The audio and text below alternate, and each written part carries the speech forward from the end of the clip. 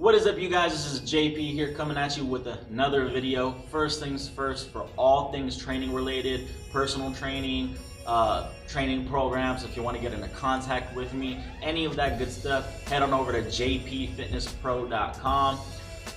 On that note, my training programs are going to be ready July 1st, 2020, my training program. So if you want to get a training program, mark that date on your calendar, make a mental note. Again, July 1st. They're going to be $49 a piece, so they're going to be great training programs, video demonstrations. I'm going to have a set of programs for hypertrophy and a set of programs for powerlifting, which is getting strong in the big three, the bench, the squat, and the deadlift. So remember that date. Alright, today's video is going to be a continuation of the series that I've been doing, is a tip video.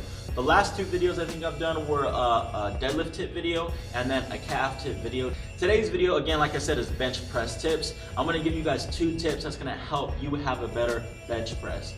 This first tip is one that I obviously everyone makes mistakes, and I've made mistakes before too, but this one isn't a mistake that I made too often.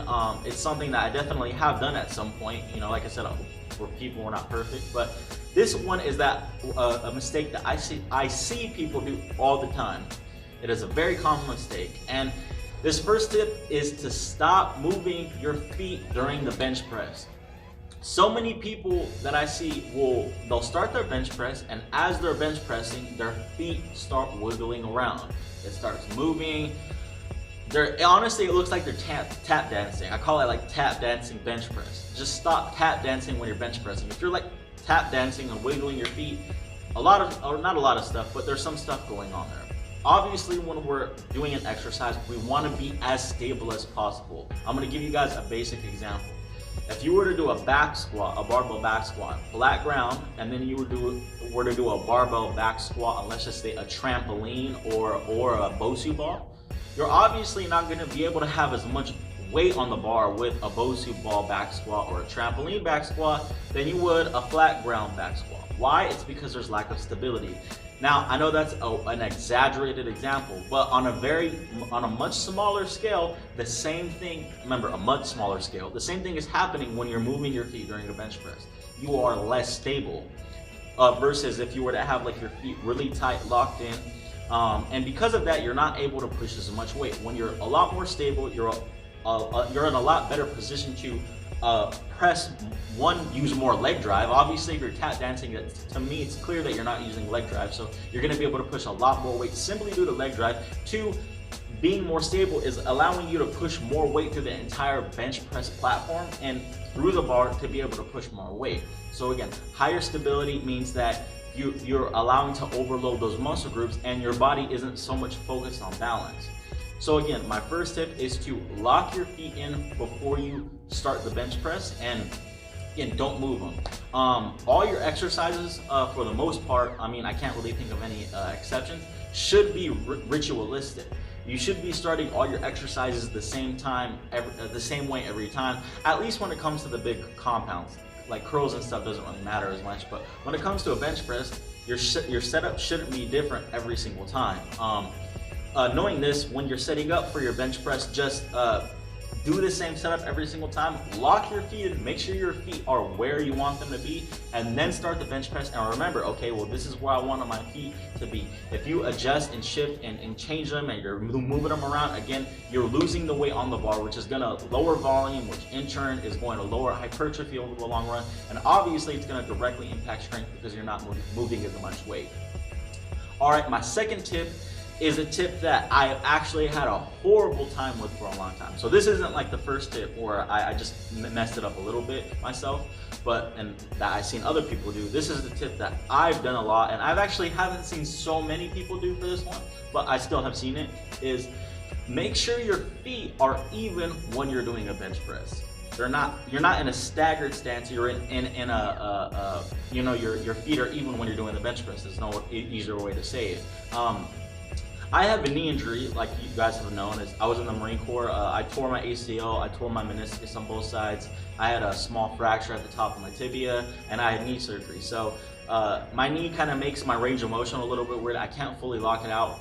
And for the longest time I didn't realize it until one of my friends pointed it out, I had a slightly staggered stance for when I was doing my bench press. And it was I didn't realize it. I honestly felt like it was even. And what I would do is when I would set up for my bench press, everything would be real tight. I would get my feet to how I felt they were even beforehand, and I would set up and I would do my bench press. I wouldn't move my feet during the bench press, but my friend pointed out, and multiple times I would try to how do I say, I would say, okay, let's see, I'm gonna try to, without looking at my feet, I'm gonna try to get them even. I'm gonna try to focus on my feet. It's okay, move them so they're even, and let's see if I can get them even. And I'm like, okay, I think they're even. I really think they're even. I'm trying as hard as I can to get them even. It feels even. I would lay down on the bench like I'm going to bench. I would get them even, and then I'd sit up and I'd look at my feet, and they would still be staggered. And I'd be like, whoa. I mean, what the heck's going on here? Honestly, it would make me mad. I'd be like, all right, I guess it just doesn't feel even because my knee's wrong. It felt like they were completely even, and I don't know what was going on. So what I started to do is I started to set up like this, where I would set my feet first before I lay down on the bench. So I'd set my feet first, keep my feet there locked in, apply the first tip, don't move them, locked in. I would lay down, and then I would get my good arch, pack my shoulders down and back, then get my grip on the bar, and then get tight from there. So that's a good way to apply this second tip, is get your feet even, is set your feet first before you go underneath the bar. And it's also a good way to kind of set up the first tip so you lock your feet in so you don't move them during the lift.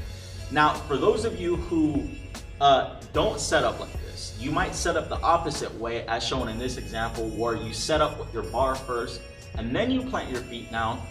You need to be a little bit more careful, because for the most part, if you don't have an injury, you might feel like your feet are even, and they actually are even when you sit up and look at your feet.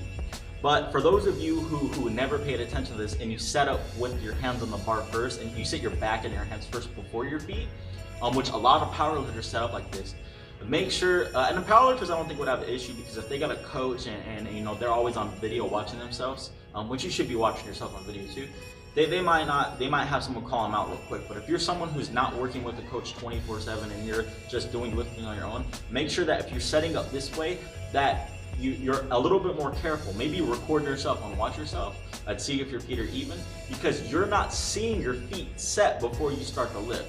In the first example where I showed you how I set up, you're seeing your feet first and then you're setting your back. If you're setting your back and then you're setting your feet, your eyes are looking at the ceiling. You're not going to be able to see your feet that well. So as was done with me, you can't only go by feeling. If you go by feeling on how your feet are set, which I thought my feet were, you know, even, but they were like, honestly, they were like a foot off. This shit looked ridiculous. Like my feet were like this. They were like a foot off almost. It was pretty stupid how bad it was. But again, it all goes down to my knee injury. It felt even to me. So again, if you're going by feeling, that might not be the best way to determine whether or not they're even. So again, do it that way. If you're setting up the second way, make sure you're a little bit more careful. You can record yourself. Apply these tips. Let me know how they go. Let me know how it goes for you guys. These two tips go really well together. Again, just make sure you set your feet, you know, even. Don't wiggle them, and make sure they're even. Let me know if both these tips help you, if only one of them help you, or if none of them help you. If you guys have any questions, comments, leave them down below. I'll see you guys in the next video. Peace.